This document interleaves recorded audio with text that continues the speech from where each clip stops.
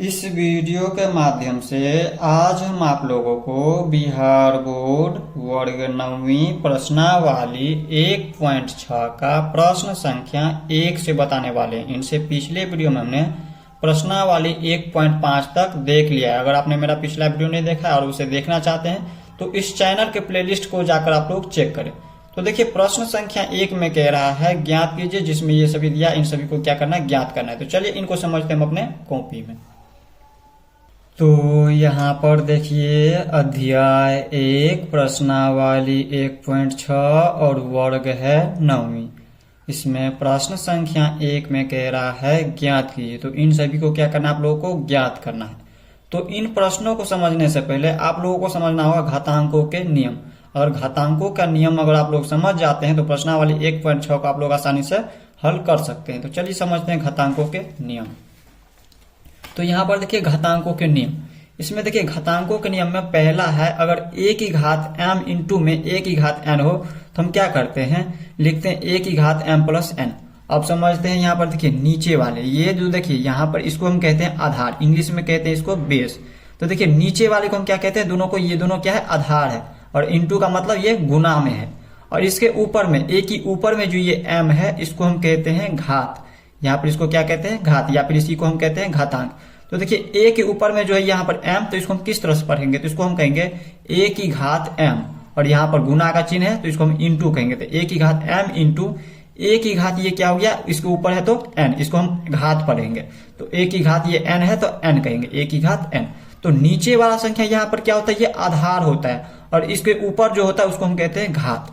तो यहाँ पर देखिए जब दोनों की आधार समान हो, तो यहाँ पर देखिए ये दोनों एक क्या आधार है, जब दोनों की आधार समान हो और वो इंटू में हो और इसके घात अलग अलग हो तो हम क्या करते हैं, एक बार आधार को लिख देते हैं। ये हो गया आधार, ये जो a है दोनों की आधार समान है, a है तो हम a लिख देंगे। और इनके ऊपर जो घात है, इन दोनों घातों को हम क्या करते हैं, जोड़ देते हैं। तो ये m प्लस n हो गया।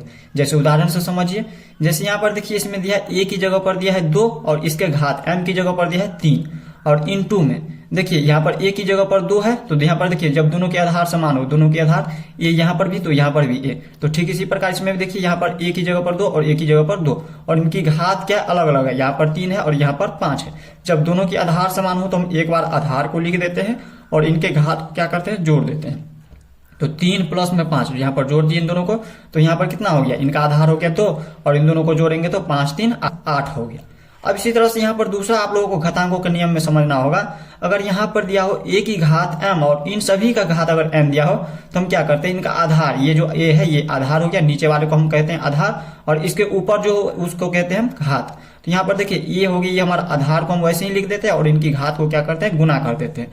जैसे ये m है और n है तो ये दोनों को हम क्या करेंगे, गुना कर देंगे इस रूप में। जैसे यहाँ पर देखिए उदाहरण समझिए, जैसे दिया हो देखिए a की जगह पर है 2 और इनके ऊपर यहाँ पर है 3, ये 2 की घात 3 हो गया और इन सभी का घात हो गया 5। तो हम क्या करेंगे, एक बार आधार को वैसे ही लिख देंगे, 2 को हम वैसे ही लिख देंगे और इनकी घात को हम क्या करते हैं, आपस में गुना कर देते हैं। तो 3 को हम 5 से गुना किया तो 15 हो गया। तो यहाँ पर लिख दिए 2 की घात 3 पंचे के 15 हो गया। तो इस तरह से हम इसको लिखते हैं। अब इसी तरह से यहाँ पर तीसरा समझिए, अगर दिया हो a की घात m इंटू b की घात m, तो यहाँ पर देखिए इस ये जो आधार है, देखिए यहाँ पर a है और यहाँ पर b है, तो हम इन दोनों को गुना कर देते हैं और इनकी घात को वैसे ही लिख देते हैं। जैसे यहाँ पर उदाहरण से समझिए, देखिए इनका आधार 2 है और यहाँ पर देखिए तो 3 है, दोनों यहाँ पर अलग अलग संख्या है। तो यहाँ पर a की जगह पर और ये b की जगह पर, तो हम इन दोनों को क्या करेंगे, गुना कर देंगे, क्योंकि ये इंटू में है। तो 2 को हम 3 से गुना कर देंगे, 2 की 3 को गुना कर दिए और इनकी घात देखिए दोनों की घात समान है, इसमें भी 5 और इसमें भी 5, m और इसमें भी m की जगह पर। तो यहाँ पर इसकी घात को क्या करेंगे, वैसे ही लिख देंगे। तो देखिए 3 को 2 से गुना करें या फिर 2 को 3 से गुना करें, 2 3 आएगा 6 और इनकी घात हो गया 5, तो लिख देंगे 5। इस तरह से ये हो गया 6 की घात 5। अगर इस तरह से दिया हो, यहाँ पर चौथा आप लोगों को याद रखना है, अगर यहाँ पर दिया हो भाग में a की घात m को भाग करना अगर a की घात n से, तो हम किस तरह से इसको लिखेंगे, देखिए दोनों की आधार अगर समान हो तो हम एक बार आधार को लिख देते हैं और ये बटे में हो तो हम क्या करते हैं, ऊपर वाले में से नीचे वाले को घटा देते हैं, यानी कि m में से हम n को घटा देंगे। ये हो गया घात दोनों के ऊपर। तो हम यहाँ पर देखिए इसको उदाहरण समझते हैं। जैसे यहाँ पर देखिए दोनों की आधार समान हो और वो बट्टे में हो, यानी कि ये भाग में है, तो यहाँ पर देखिए जब दोनों की आधार समान हो तो हम एक बार आधार को लिख देंगे और यहाँ पर बट्टे में हो तो हम क्या करते हैं, ऊपर वाले में से नीचे वाले को घटा देते हैं। 5 में से हम 3 को घटा दिए तो 2 की घात कितना हो गया, 5 में से 3 को घटाइए तो 2 हो गया। यहाँ पर इसको हम किस तरह से पढ़ेंगे, 2 की घात 2 पढ़ेंगे। अब इसके बाद ये पांचवा आप लोगों को याद रखना है, अगर दिया हो ए की घात माइनस में दिया हो एक, ए की घात माइनस में अगर कुछ भी दिया हो तो हम क्या करते हैं, इसको प्लस में बदलने के लिए हम बट्टे में लिख देते हैं। तो यहाँ पर लिख देंगे एक और बट्टे में ए, इसके ऊपर एक है, इसको हम प्लस में लिखेंगे एक, यहाँ पर नीचे में लिखेंगे तो हम एक को घात में लिखते नहीं है, तो हम इसको डायरेक्ट लिख सकते हैं ए। अब इसके बाद आप लोगों जैसे उदाहरण से समझिए, जैसे यहाँ पर देखिए ए की जगह पर 3 है और इनकी घात अगर माइनस में हो तो हम इसको प्लस में बदलने के लिए क्या करते हैं, बट्टे में लिख देते हैं। एक और बट्टे में हमेशा याद रखिएगा, एक लिख देंगे और बट्टे में क्या करेंगे, 3 है तो 3, और इसके ऊपर घात माइनस में था तो इसको हम लिख दिए प्लस में, जब यहाँ पर माइनस में था तो इसको प्लस में बदलने के लिए हम लिख दिए 1 बट्टे में 3 की घात 5। अगर इतना आप लोग समझ गए होंगे तो आप लोग प्रश्नावली 1.6 को आसानी से आप हल कर सकते हैं। तो चलिए आप प्रश्नावली 1.6 को प्रश्न संख्या 1 से हल करते हैं। तो यहाँ पर देखिए प्रश्न संख्या 1 में कह रहा है ज्ञात कीजिए, तो इनको क्या करना है, ज्ञात करना है। तो इसको हम किस तरह से ज्ञात करेंगे, देखिए यहाँ पर दिया 64 की घात 1/2। तो इसको हम सबसे पहले क्या करेंगे, इन 64 का, ये बहुत बड़ा संख्या है तो इसको हम क्या करेंगे, सबसे पहले गुणनखंड करेंगे। इसका गुणनखंड कीजिए, जैसे यहाँ पर देखिए इसको समझाते हैं, इसका गुणनखंडन करेंगे तो क्या हो जाएगा, देखिए 64 का गुणनखंड कीजिए, यहाँ पर लिखेंगे 64 और इसका हम क्या करेंगे, गुणनखंड करेंगे इस तरह से।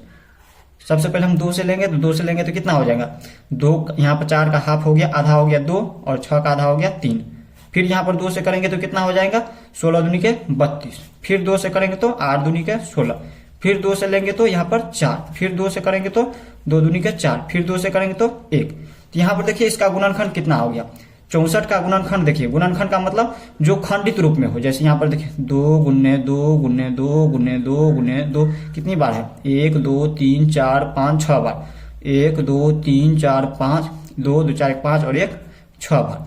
तो यहाँ पर देखिए इसका गुणनखंड के रूप में हो गया, ये क्या हो गया, 64 का गुणनखंड हो गया।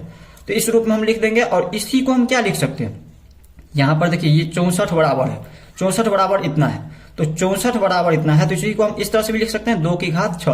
अब कहिएगा हमने 64 को 2 की घात 6 क्यों लिखा, तो यहाँ पर देखिए 2 की घात 6 को हम जब 2 को हम 6 बार गुना करेंगे स्वयं से तो 64 आ जाएगा। जैसे यहाँ पर देखिए 2 को हम स्वयं से देखिए 6 बार गुना करें, 2 दूनी के 4, 4 दूनी के 8, 8 दूनी के 16, 16 दूनी के 32, 32 दूनी के 64। तो इस तरह से यहाँ पर 64 आ जा रहा है। तो हम यहाँ पर क्या कह सकते हैं, 64 बराबर 2 की घात 6 लिख सकते हैं। हमने 2 यहाँ पर है इसमें तो 2 लिख दिया, और 2 कितनी बार है, 6 बार है तो 6 लिख दिया इसके ऊपर, तो 2 की घात 6 लिख सकते हैं 64 को।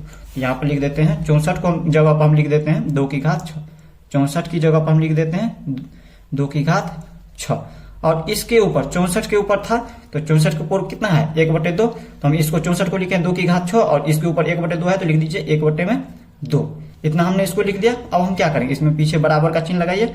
अब इसको हम क्या लिखेंगे, अब इसके बाद हमने आपको क्या बताया, यहाँ पर देखिए हमने आपको बताया हुआ है घातांकों के नियम में, अगर दिया हो a की घात m और इसके ऊपर घात दिया हो तो हम क्या करते हैं, इसके आधार को हम वैसे ही लिख देते हैं और इनके घात को गुना कर देते हैं। ठीक इसी प्रकार इसमें भी क्या करेंगे, यहाँ पर देखिए इसके आधार है तो 2 को ऐसे ही लिख देंगे और इन दोनों को क्या करेंगे, गुना कर देंगे। 6 को गुना कर देंगे 1/2 से, इसके बट्टे में कुछ भी नहीं तो 1 दे सकते हैं। तो देखिए कोना कोनी ये कट जाएगा, 2 से काटेंगे 2 3 के 6। तो यहाँ पर इसके ऊपर कितना हो गया, 3 को हम 1 से गुना करेंगे तो 3 प्राप्त होगा, तो 2 की घात का हो गया 3। और 2 की घात 3 का मतलब क्या हो गया, 2 की घात 3 का मतलब हो गया 2 जो है स्वयं से 3 बार गुना हो रहा है। 2 की घात 3 का मतलब 2 के ऊपर 3 है, इसका मतलब 2 जो है स्वयं से 3 बार गुना हो रहा है। तो देखिए 2 को 2 से गुना करेंगे 4, 4 को फिर 2 से गुना करेंगे तो 8, तो 2 की घात 3 बराबर हो गया 8। यही हो गया इसका आंसर। हो सकता है आप लोगों को कोई प्रश्न संख्या 1 का अगर पहला समझ नहीं आया होगा तो दूसरा नंबर देखिएगा तो आप लोग आसानी से समझ जाएंगे। तो यहाँ पर देखिए दूसरा नंबर समझते हैं। ठीक इसी प्रकार यहाँ पर है 32, तो 32 का सबसे पहले हम क्या करेंगे, इसका भी गुणनखंडन करेंगे। तो इसका गुणनखंड कीजिए। यहाँ पर देखिए सबसे पहले हम क्या करेंगे, 32 का गुणनखंड करेंगे। तो 32 का गुणनखंड कीजिए, लिख देंगे 32 और इसका गुणनखंड कीजिए।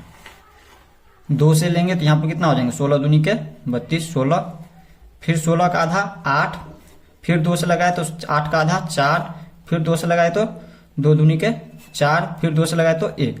यहाँ पर देखिए इसका गुणनखंड 32 का गुणनखंड कितना आ रहा है, इसका जब गुणनखंड किए तो यानी कि गुना के रूप में लिखेंगे। तो देखिए 2 कितनी बार है, 1 2 3 4 5 बार, तो हम लिख देंगे 5 बार, 1 2 3 4 और ये हो गया 5। तो यहाँ पर देखिए 32 को हम क्या लिख सकते हैं, 2 की घात 2 कितनी बार है, 5 बार है तो 5 लिख सकते हैं, क्योंकि यहाँ पर देखिए 2 को हम 5 बार स्वयं संख्या से गुना करेंगे। देखिए तो यहाँ पर 32 हमें प्राप्त होगा, 2 दूनी के 4, 4 दूनी के 8, दूनी के 16, दूनी के 32 आ जा रहा है। तो 32 की जगह पर हम क्या लिख सकते हैं, 2 की घात 5 लिख सकते हैं। तो यहाँ पर लिख देंगे 2 की घात 5, 2 की घात 5 और इन सभी को हम कोष्ठ में बदल देंगे और इसके ऊपर है 1/5, तो लिख दीजिए 1/5। और हमने आपको क्या बताया, जब दिया हुआ हमारा a की घात एम और इसके घात में अगर एन दिया हो तो हम क्या करते, एक को हम वैसे ही लिख देते और इन दोनों को गुना कर देते, इनकी घात को लिख देते हैं एम इंटू में एन। तो इसी प्रकार से इसमें भी कर लेंगे हम। देखिए 2 को हम वैसे ही लिख देंगे और इसके ऊपर जो है यहाँ पर 5 है तो इसको हम लिख देंगे ऐसे और इन दोनों को हाथ को गुना कर देंगे, 5 गुने 1/5। तो देखिए ये 5 कट गया तो इसमें कितना बच गया 2। यही क्या हो गया, इसका आंसर हो गया। अब इसी तरह से यहाँ पर देख लेते हैं हम तीसरा नंबर में देखिए यहाँ पर है 125। तो 125 का सबसे पहले हम क्या करेंगे, गुणनखंडन करेंगे। तो 125 का गुणनखंड कीजिए। 125 का जब गुणनखंड करेंगे तो कितना आ जाएगा, इसमें देखिए 2 से ना लगेगा ना ही 3 से लगेगा, 5 से लगेगा। 5 से लगाएंगे तो 25 पंचे के 125। फिर से यहाँ पर हम 5 से लगाएंगे तो 5 25। फिर से 5 से करेंगे तो यहाँ पर 1 हो गया। तो देखिए 5 का गुणन 125 का गुणनखंड, 125 का जब गुणनखंड किए तो कितना हो गया, 5 गुने 5 हो गया। तो हम 125 बराबर क्या लिख सकते हैं, 5 की घात कितना हो जाएगा, 1 2 3 हो जाएगा। 5 कितनी बार है, 3 बार, तो हम इसके ऊपर लगा देंगे 3। 5 की घात 3 बराबर 125 आ जाता है। तो 125 की जगह पर हम लिख सकते हैं 5 की घात 3। तो यहाँ पर लिख देते हैं 5 की घात 3 और इसके ऊपर यहाँ पर दिया पहले से 1/3, तो 1/3 लगा दिए। अब यहाँ पर देखिए 5 की घात 3 है तो यहाँ पर देखिए हम क्या करते हैं, जब आधार दोनों की यहाँ पर देखिए आधार को हम वैसे ही लिख देते हैं जब इस तरह से हो तो, और इनकी घात को क्या करते हैं, गुना कर देते हैं। तो लिखेंगे 3 और गुना में 1/3। ये 3 से ये 3 कट गया तो इसमें बच गया कितना, 5। यहाँ पर लिख देंगे 5। यही क्या हो गया, इसका आंसर हो गया। इस तरह से हमने प्रश्नावली 1.6 का प्रश्न संख्या 1 को देख लिया। नेक्स्ट में लोग प्रश्नावली 1.6 का प्रश्न संख्या 2 से देखेंगे। तो मिलते हैं नेक्स्ट में, तब तक के लिए जय हिंद जय भारत।